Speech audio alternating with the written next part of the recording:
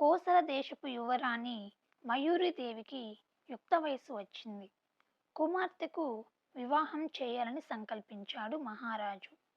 కానీ మయూరిదేవి తన తండ్రిని చిత్రమైన కోరిక కోరింది. ఆ రోజు నుంచి తాను మౌనవ్రతం చేపడుతున్నానని, తన వ్రతాన్ని భంగం చేసిన వ్యక్తినే తాను వివాహం చేసుకోవాలనుకుంటున్నా అని చెప్పింది. ఎందరో యువకులు వచ్చి యువరాణి మౌనవ్రతాన్ని భంగపరచాలని ప్రయత్నించారు. వారిలో ఎందరో అందగాళ్ళు, వీరులు, శూరులు ఉన్నారు. అయినా ఎవ్వరూ ఆమె మౌనవ్రతాన్ని ఛేదించలేకపోయారు. రోజులు గడిచిపోతున్నాయి.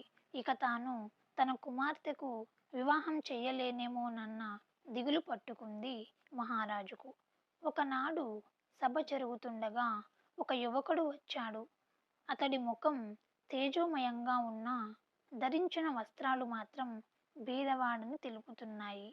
అతడు మహారాజు దగ్గరకు వచ్చి నమస్కరించి, మహారాజా, యువరాణి గారు కొంతకాలం కిందట నన్ను వివాహం చేసుకున్నారు. కానీ నేను నిరుపేదనని కావడంతో ఆ విషయం మీకు చెప్పలేక ఇలా మౌనవ్రతం అంటూ కాలం గడుపుతున్నారు అని అన్నాడు. వెంటనే మయూరిదేవి లేచి, అంతా అబద్ధం, ఇతనెవరో నాకు తెలియదు అంటూ గట్టిగా అరిచింది. అతను చిరునవ్వు నవ్వి, అవును, నేనెవరో మీకు తెలియదు. నేను అవంతి దేశపు యువరాజు వివేకవర్ధనుడిని. మీ మౌనవ్రతాన్ని భంగం చేయడానికి అబద్ధం చెప్పానంటూ మారువేషాన్ని తొలగించాడు.